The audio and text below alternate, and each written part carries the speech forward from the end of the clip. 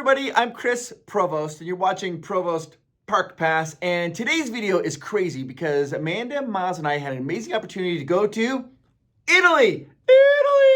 We were in Italy for about a week, and the very first day that we were there, we went to Pompeii. And I made a really cool video, but as I started editing a video, I realized I gotta explain some stuff because I was so overwhelmed with what was happening in Pompeii that I just didn't even record it. So I need to make this explanation before you start watching this cool video. Now, for you young ones who might not be aware of what Pompeii is, Pompeii was a city right by the ocean in Italy.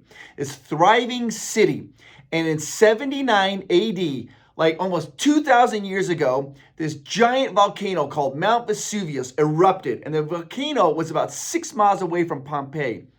When it erupted, it was a massive explosion. All the lava started coming down, and a bunch of people from Pompeii, they ran away. But then they saw that the lava was just coming down the mountain, and they're like, oh, they thought they were going to be safe. And they went back to their city of Pompeii, and that was a huge mistake. Because what happened is that this volcano shot all this ash in the air, and this ash started coming down. And when it started coming down, it was coming down at between 50 to 70 miles an hour, and it just landed on the people there. And everybody there, they all died. And what happened was this ash started pounding down on the people, and it was about 15 feet of ash. So look up at the ceiling in the room that you're in right now. Your ceiling's probably 8, maybe 10, or maybe 12 feet tall. The ash came all the way up to about 15 feet tall. It completely covered the city of Pompeii, completely covering it. And what happened is that ash compacted and ended up forming like a solid type of rock.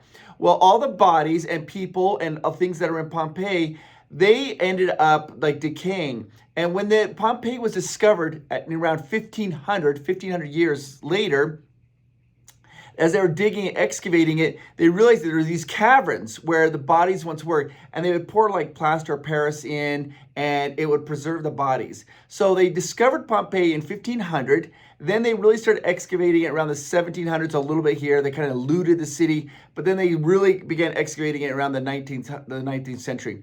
The city was completely preserved, like completely preserved. Like there was still bread in the oven. There's things going on. Their daily life, their city daily life was completely preserved. Now I am going to show you what Pompeii was completely like, and it's absolutely amazing because most times when you have an archaeological site, it's degraded over years, like hundreds of years. It was like, boom, within a few hours, the city was covered and it was preserved in time. And so it's like we're going back in a time machine looking at what Pompeii was like in 79 AD. Let's do it. Hey everybody, I'm here in Pompeii, Italy. Right behind me, those are the ruins of the city of Pompeii. Now Pompeii was a seaside city, and it was right on the ocean. Now the ocean's about 2 miles away because after the volcano erupted, it changed the landscape. But the people here, they died almost instantly. It was the ash that killed them. All right, so I want to show you this. This is cool. This is a house.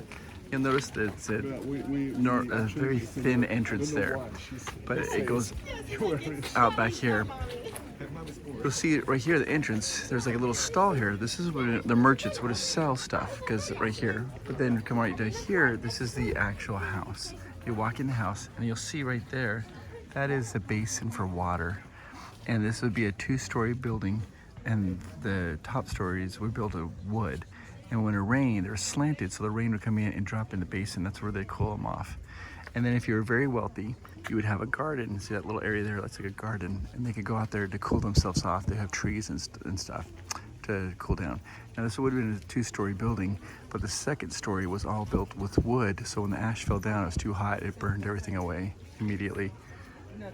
But you'll notice that right here is the entrance to the house, and there's another little spot here where they would have this is a stall where people would sell like a merchant stuff to sell stuff. And this would have been like the main street, the thoroughfare, where people would go and pass through everyday living. Okay, so now I'm in what's called the Basilica. This is the entrance. There's also a side entrance there. If you look, you can see it's very large, and it looks like how churches are. But this was before Christianity. So there weren't churches. This is the courthouse, and behind those columns, they'd have 3 judges. They have the tribunal, and this is where they come and do like the court and all, hold court. After Christianity adopted, they would mimic this basilica when they'd build their churches. That's where they got the ideas. You'll see here these columns. They would have got very tall. You can see it kind of like that second story there. And you'll notice that these columns here, they're actually brick underneath them, and they covered in with this like white plaster to make it look nicer. But they were actually had bricks underneath them. It just saved some money.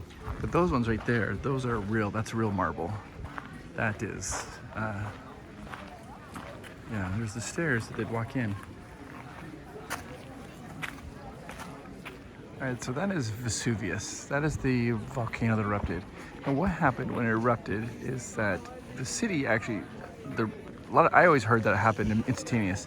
But what happened was is that it erupted and the lava started coming down, and everybody ran away. They ran away, and then the lava stopped. That's about 6 miles away. Everybody came back. They're like, oh, we're fine. But what happened was the ashes shot up into the atmosphere, and they didn't realize what was going to happen. Is the ash ended up coming down between 50 and 70 miles an hour and landed on them. And it was this burning hot ash, and it killed everybody almost instantaneously. It's like, and it preserved everything. This back here is the church. This is the forum. This is a giant forum building. That is the basilicus that we're just at here. You see the marble columns. This here would have been their church. And if you look right in the center, you kind of could see a bust. That would have been Jupiter. Here in Rome, we would have said Jupiter. In Greek, they would have said Zeus. And then this way over there was merchants. That's where the merchants were, the commerce. And there's also merchant over here. And then right behind me that is the house. That's where they had the governors. They had 4 governors. And the governors that's where people would go in to petition their causes to the governors. Right there in that building right over there, every year the inhabitants of Pompeii would come and vote to get new governors. And this is marble. This is all covered in marble, but it was looted. That's all that's left. Now I was gonna go down and check out the street here, one of the main streets. So incredible. This is the main street. You see it? And it leads right into the forum, right there. And at the end of the street, it looks just like a European city, like street. At the end of the street, what they wouldn't allow vehicles or anything to go into the forum. So they block this area here. But then this is where people would walk up and down the street. So they would bring like their goods up here. Now you'll notice on this side of the street is a little bit higher. This is the height of the chariots. So a chariot would come here, they'd pull it like there, and then they could take the goods out of the chariots and put them on that road there. And then they'd have like porters or whatever, and they'd take it into the forum. That's why this site is higher. It was it's like an unloading dock. These are now you could always tell a merchant has the wide doors, and if it's a small, narrow door like that, that's a house. Now you can tell this is also you tell it's a shop. You see here this stone had been carved out. Those were for like a sliding door, a wooden sliding door, because they wanted to maximize their space. They didn't want to have doors opening up in the shop.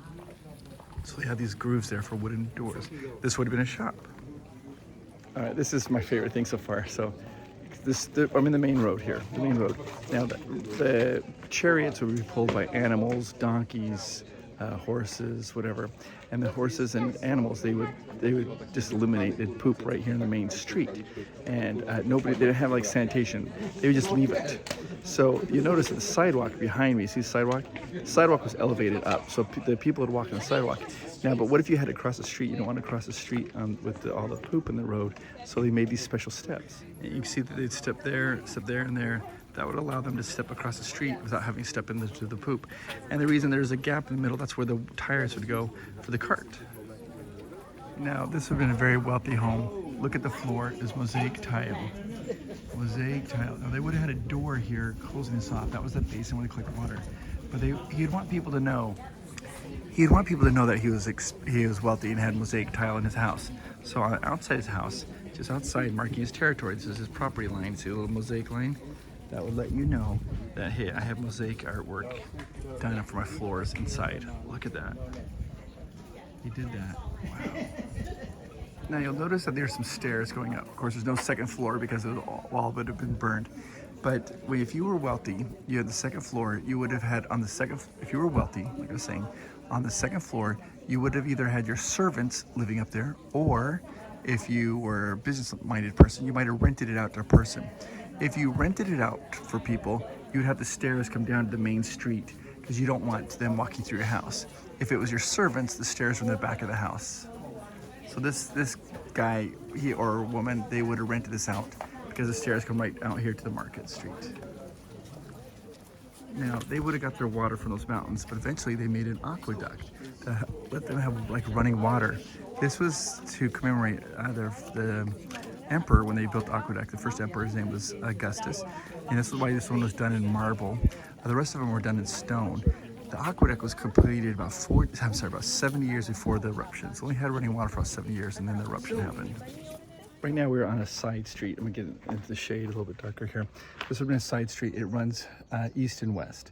Because it's east and west, the streets would be in the shade a lot longer. So there's not a lot of doors here because people like the streets that are running north and south because they get all the sunshine. But this is a one-way street, and the way that you could tell that it was a one-way street, you see there's like a little stone there, little stones in the center. That let people know this is a one-way street. And it will pop out like that. Now this would have been like a garden house. This is a recreation of what a garden would look like. Look at that. This is where they go get shade and cool down. All right, so this would be inside of a house. Now, their gods were like Jupiter, Apollo, but those are public gods. You had the gods that you wanted to protect you. You built a little teeny tiny temple inside your house, just like that.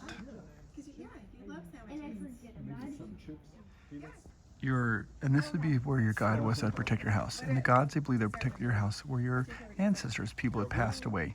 And if you look behind it, you'll see a drawing of their ancestors.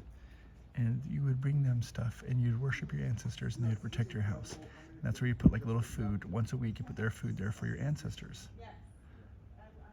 Or they called them private gods. And we saw a lot of plaster casts of bodies. The ash came down that covered the bodies, and the bodies would make it like a cavern. All right, I'll get back to the bodies in a second. I'll have to show you something. Here's another little fountain. This is a stone fountain filled with water. Water was free to all the residents in Pompeii. Anybody gather water. And the rich people, the very wealthy people, they were able to get pipes and have water going straight to their house for running water. But most people had to come collect water. You see, like these are the streets down here, and these are in the streets, the main streets like this. And these are all like little houses or shops. Now right behind me is one of two theaters. You can see how massively tall those columns are. And this would have been the lobby. You'd walk right in here. This is where they come for entertainment and go right in here and to be entertained, to have shows and whatnot. Of course, the most important thing was water. They're always concerned about water. You notice that they even had gutters here, so that when it would rain, the water would run down. They could collect that water. Okay, so back to the bodies. The ash would fall down, land on their bodies, and they would die almost instantly. Then their body would be encased in ash and cause like almost like a cocoon or sarcophagus of their body. Their body eventually would decay and leave, but it left that imprint. And when they were excavating, they would find these hollow imprints, and they started pouring plaster of Paris inside it and recreate their bodies in the last moments of their life. The majority of them were face down with their hands above their face, trying to cover their mouth up and nose up so they could survive the ash that was coming down. Some of them got caught off so off guard, that happened so fast, that they were just in their everyday poses, what they're doing in that moment when the ash came down. This would have been a bakery. That right there would have been a milling stone. They would have a wheel go around it. It would crush the grain to make it like a flour. And right back there, that's where they would have cooked bread. And it's almost identical to the way they still cook pizzas today, but that's how they would have cooked bread. This would have been a bakery. See, we're gonna cross the street on the stones. Oh yeah, you can really see it. And you can see like little grooves in there, right there, right there, and right there. That's where the chariots would have been going, wearing those stones down. These are all the different types of houses and streets that they had. All right, so I'm gonna take you in one of the most preserved houses in all of Pompeii, this one right here.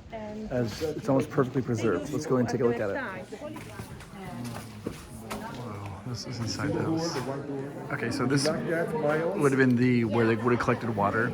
So if you look up the roof, you notice the roof is pitched. It's coming, all the water comes in.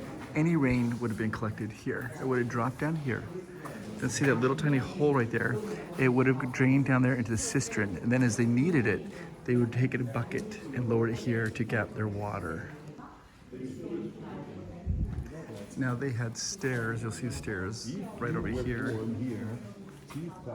That meant that since the stairs were inside, that meant that they had servants who lived on the second floor. This is painting. The painting, this meant he was very wealthy because they had paintings, and they also see this little mosaic on the floor. This was a wood closet, like a wardrobe. Well, the ash encased the wood, and of course burned away, but it left that like sarcophagus. They poured plaster of Paris inside it and recreated. This is a wood wardrobe. Even down the step, the little feet here, you can see the lines, how the wood would have looked. This is where they would have kept like clothing inside of it. You can even see the mosaic work around the cistern. Now that was, if there's too much water, the water would then fill in there, and that would just drain right out to the street. So that way there's no flooding the house. If they ever had too much water, they would just pour it right down there. Now, right when you walk in, you had a table there, and that's where you display all your wealth. Like you had jewels or silver, gold. You put it on that table, so that way people could come in and they could see how wealthy you were. This is the dining room. Now, they didn't have tables and chairs. What they do, it was couches, and they would lounge. And the servants would then bring the person and feed them as they lounged on the couch. That's what they do, is just, there's even some artwork on the wall. So not tables, they lounged. And then servants would feed them. Now the poor families, they weren't able to lounge. This would have been the garden of the house. There would have been no roof. It would have been just in a garden. Now, what's interesting about this home is this home had the smallest garden of all the houses on the street. And apparently what this guy tried to do, you'll notice he painted, there's painting there against the wall. They painted it to look like a window looking at another garden. And then over here, they painted it to make it look like he was looking at the river's front and then looking outside, giving the illusion that this room was much bigger than it really was. You'll also notice along the bottom, he painted so it looked like that there was bushes and trees growing year-round in his garden. And another thing that this homeowner did is he painted that they had fountains, like marble fountains, because there's one right back there, would have been very expensive to do, but he painted them here, giving an illusion that he had these fountains in his garden. You see, it looked like these little windows. See, that looked like a little ledge of a window looking out into a giant forest. Now this is the door into the dining room. You'll notice, see, it's actually very short. The average people who lived here, the height was about 5'4" to 5 feet tall. And so the doorways are very short. Like I can't walk into that. Now right outside the house, you can see it says Cornelium on outside the house. This guy's name was not Cornelium. This guy was running for office. So he rented that space outside this guy's house to paint his name to let people know, hey, I'm running for governor. And it also was written there. So yeah, people would pay him to advertise their house. So Pompeii during the height had about 15,000 people who lived here, and the most. And every day now, Pompeii has around 15,000 visitors per day. So it's like the city has come alive again. So now I'm going to show you, what if you're hungry walking on the street, you wanted to go and like a little restaurant. They kind of had like a little fast food restaurant so you could stop by and grab some food. Most of it was done vegetables. Like during the winter it was like vegetable soup, and during the summer kind of more like a vegetable salad type thing. So you come inside, this here would have been where they take the fire out, put it there so they could cook a soup, and then when the food is ready, they would put it right here, and people come in. You'll notice the counters are lower because they would have been much shorter at the time, and this is where they would have come in and got their food. And the proprietor would stand over here, and somebody come in and they would order their food. Like, I like a salad, or I like vegetable soup. Now this is the same, right? We still do this today here, right? So this is a restaurant, a little fast food restaurant. Let's call that McDonald's. Then right across the way, you have Burger King, another restaurant. This is so close. Competitor fighting for the same person to get food. Pompeii was part of the Roman Empire, but kind of not. So Pompeii was their own little city, doing their own thing. Rome came down, and Pompeii looked at Rome and was like, yeah, we can't beat you guys, so we'll just join you. There's no war, there's no conflict, and they just ended up joining them and became part of the Roman Empire. But Rome just kind of let them alone, let them do their own thing. Pompeii was here. It was right on the ocean. Now the ocean now is about 2 miles away because after the volcano erupted, it pushed the water out. But they even have they have little areas where boats can moor right up to the shore of Pompeii. So the wall was painted, but people do graffiti. They come in, they draw like little boats and like a canoe. little bridge. People just do little graffitis on the wall, much like today in a bathroom stall. Now this was one of the 2 theaters they had here, and look, you see the seats, and down here was the stage, and look how big and beautiful it was for entertainment. Now Pompeii actually existed before Rome, the Roman Empire, and it was heavily influenced by Greece, and so they right here they have the theater here. They would have had Greek tragedies and Greek comedies here performed. This stadium could hold up about 4,000 people. Now, in the time of Pompeii, do you know how much it cost to come to a show? It was free. Anybody could come to a show and be entertained. And the idea was, the reason it was free is that if people were happy and entertained, it wouldn't lead into a revolt, and they'd be happy with what's going on, not try to look for something better. So they would actually give free performances.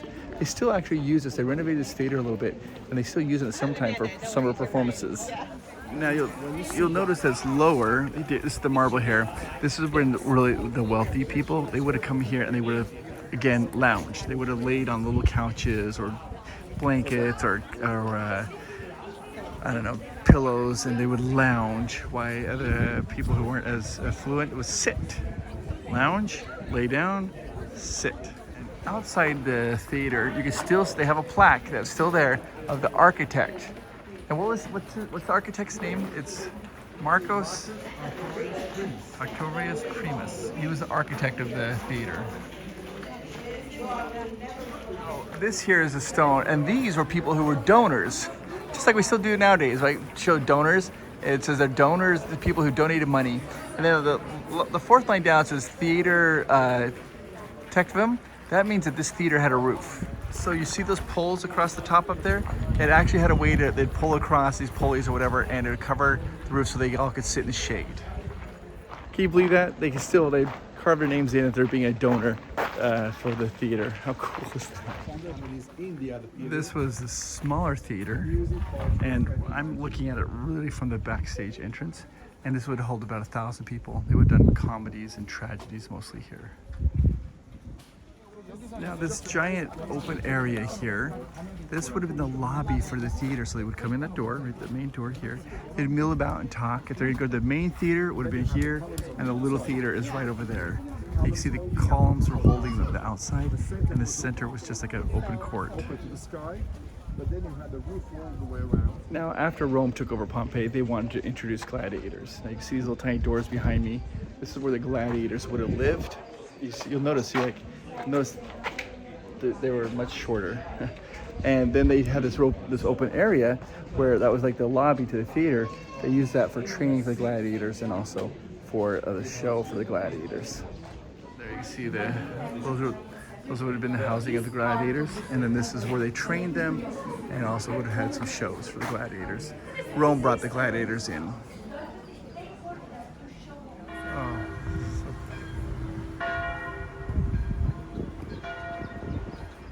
Okay, so that is Mount Vesuvius.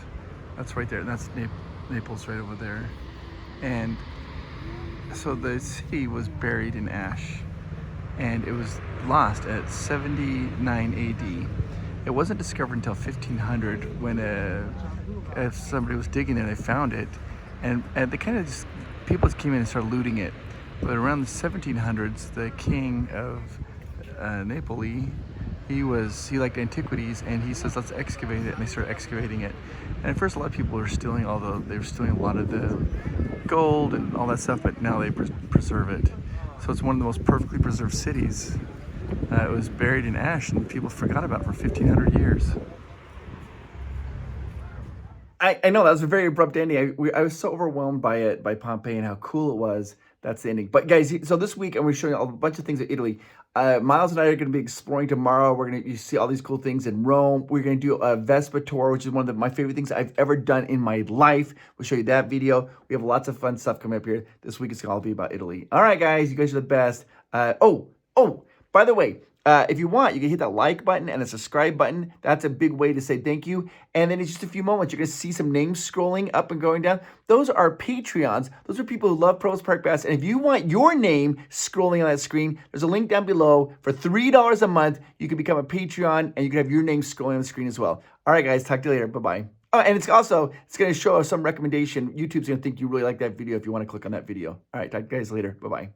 Pompeii was amazing. We had so much fun. I couldn't believe how well preserved it was. Dun dun dun dun dun dun dun dun. Dun. The streets and the houses and the people were all preserved. Dun, dun, dun, dun, dun, dun, dun. I couldn't believe it. It was like I was in a time machine. Took me back to 79 AD. Da da da da da.